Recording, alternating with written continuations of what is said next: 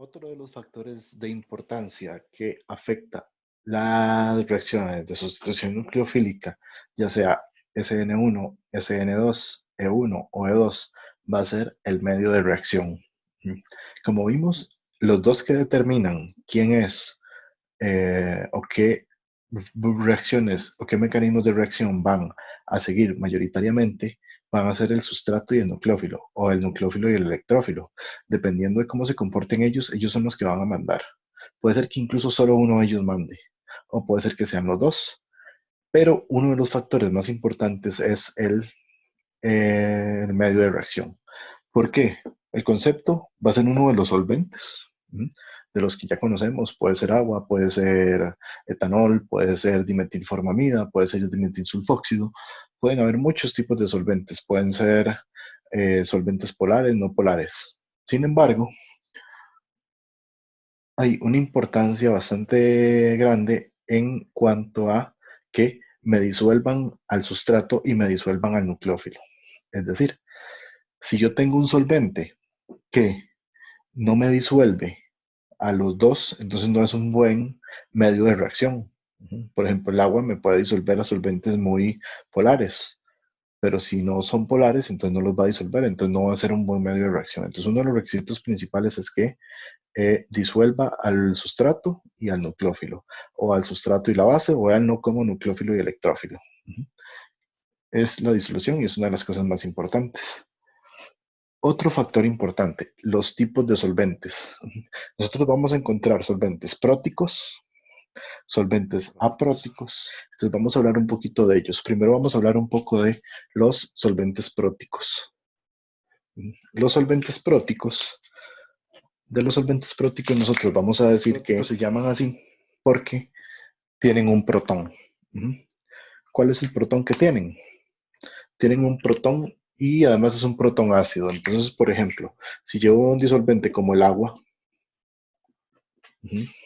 tiene un protón ácido. Si yo veo como el amoníaco, tiene protones ácidos.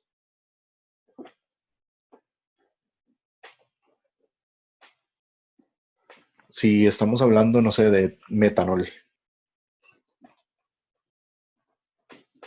el ácido fluorhídrico, son disolventes próticos, el etanol.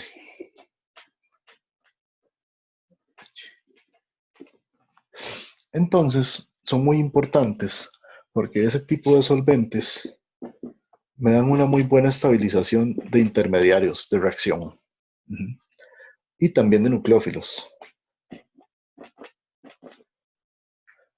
¿verdad? Nosotros con este tipo de solventes, ya sean próticos o apróticos, nosotros podemos potenciar, que lo tengo por acá, la nucleofilia. Es decir, yo puedo decir que me favorezca algún nucleófilo para que sea más nucleofílico, para que sea más fuerte o para que sea más débil. O también para que me estabilice un intermediario de reacción. Entonces, un ejemplo. Si yo tengo, por ejemplo, el hidróxido de sodio. Recuerden que el hidróxido de sodio es así. Entonces, cuando yo disuelvo este hidróxido de sodio en agua, por ejemplo, y eso puede ocurrir con cualquiera de estos, con metanol, con cualquiera de estos. Son disolventes polares y son disolventes polares próticos. Se llaman próticos, eso no lo he dicho porque tenemos un átomo por acá muy electronegativo que me lo hace muy negativo y aquí muy positivo. Negativo, positivo. Negativo, positivo. Y así con todos. Positivo, negativo. Igual. Negativo, positivo. Este. Son hidrógenos próticos. Va a estar de esta forma. ¿Qué ocurre cuando yo adiciono hidróxido de sodio en agua? El hidróxido se va a formar en iones. Entonces, ¿qué es lo que va a hacer el agua? Porque es importante. disolver. Es un disolvente prótico y polar. Entonces, lo que va a ocurrir aquí es que esta carga negativa del hidroxilo se va a ver estabilizada con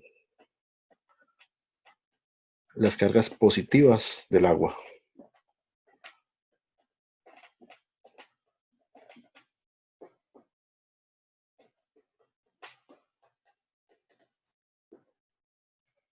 Entonces, si bien es cierto, si lo estabilizan no se vuelve una base tan fuerte, pero sí es fuerte, sigue siendo, aunque sea en agua, sigue siendo muy fuerte. Y la otra particularidad es que la otra parte del agua, la parte negativa, con su parte negativa, va a estabilizar al catión. Esto es lo que se llama un efecto de solvatación. Es que ellos también estabilizan al anión resultante. Recuerden que si nosotros trabajamos una reacción de sustitución en el que tenemos el OH y el OH reacciona con cloruro de metilo,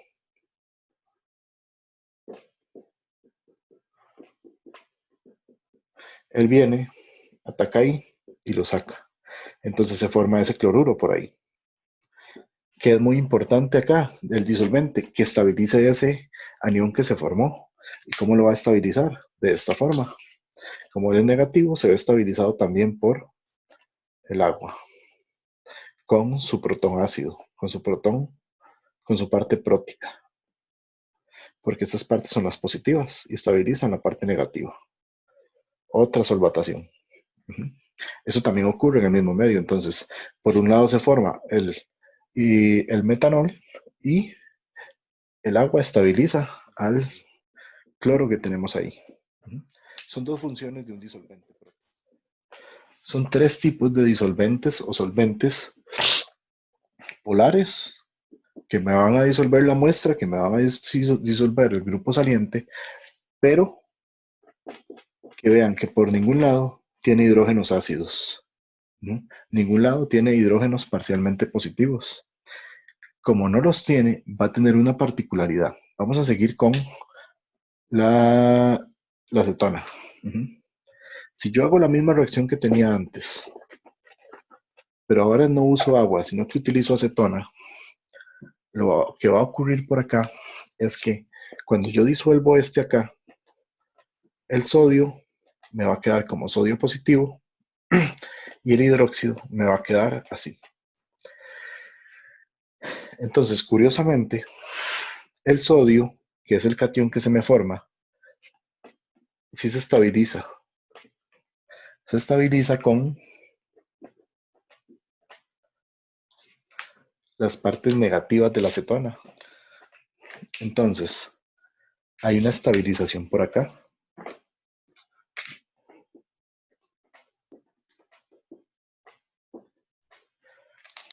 Estos son parcialmente negativos y el sodio es positivo. Pero como este es un disolvente aprótico y no tiene protón ácido ni ninguna parte muy positiva, ¿qué va a ocurrir? Nadie lo estabiliza a él. En comparación al caso anterior, que era solo agua, a él nadie lo estabiliza. Entonces, en ese caso, aumenta la nucleofilia del OH o de la base que haya, en ese caso, porque nadie lo estabiliza. Es otro factor importante a tomar en cuenta. Hay disolventes apróticos muy usados, muy comunes, que se llaman los éteres corona. Los éteres corona tienen esta forma. Este por acá se llama el 18 corona 6. 6 por la cantidad de oxígenos que tiene y 18 porque es un anillo que tiene 18 átomos. 1, 2, 3, 4, 7, 8, 9, 10, 11, 12, 13, 14, 15, 16, 17 y 18. Tienen tamaños específicos y, por ejemplo, me ayudan a estabilizar cationes. Entonces, por ejemplo, si uno tiene el fluoruro de potasio, habíamos dicho que el fluoruro era un mal nucleófilo, pero resulta que si yo tomo este y lo disuelvo en este éter corona, Este éter corona estabiliza también al ion potasio, que resulta que el flúor no se ve estabilizado de ninguna forma. Y en este caso, así utilizando este disolvente, el fluoruro sí se convierte en un buen grupo, en un buen nucleófilo, a diferencia de lo que habíamos hablado, que no era un buen grupo. Pero aquí forzamos con este disolvente a que él sea un buen nucleófilo, porque esta éter corona me estabiliza muy bien al potasio. Entonces él queda por lo libre y aumenta su nucleofilia. Estos son un poco de disolventes apróticos, no tienen un protón ácido y favorecen la nucleofilia. Los próticos favorecen los intermediarios de reacción. Con los disolventes polares o los solventes no polares hay un problema. Usualmente si se utiliza ciclohexano, hexano o se utiliza algún tipo de disolvente que sea no polar, el problema es que no disuelven la muestra, no disuelven. Así que por lo general no son buenos, no son buenos medios para este tipo de reacciones. Y esto con calentamiento. ¿Qué es una solvólisis? Una solvólisis es cuando mi mismo nucleófilo es mi solvente. Cuando el solvente y el nucleófilo son el mismo. Entonces aquí, este solvente, este nucleófilo es el que se está metiendo aquí. Y no hay nadie más. Entonces, eso es una solvólisis. Mi mismo disolvente es mi nucleófilo. Y lo que queda es la estabilización de intermediarios. Esta se ve favorecida con los disolventes próticos. ¿Por qué? Porque un intermediario es cuando ocurre esto. Esta reacción no ocurre con agua, porque el agua es un nucleófilo débil. Pero si yo le pongo calentamiento, el cloro sale. Y en estas reacciones se forman carbocationes. Entonces, este es un intermediario.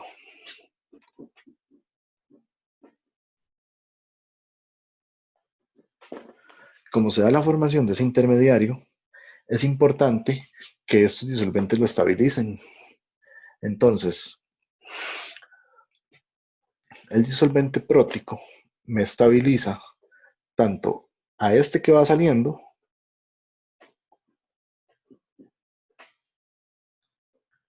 porque es un cloro, y lo estabiliza ahí porque este es positivo.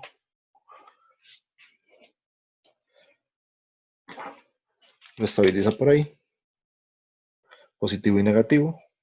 Entonces va estabilizando a todos los que vayan saliendo. Evita entonces que la reacción se devuelva. Y este carbocatión se va viendo estabilizado por la otra parte, por el agua,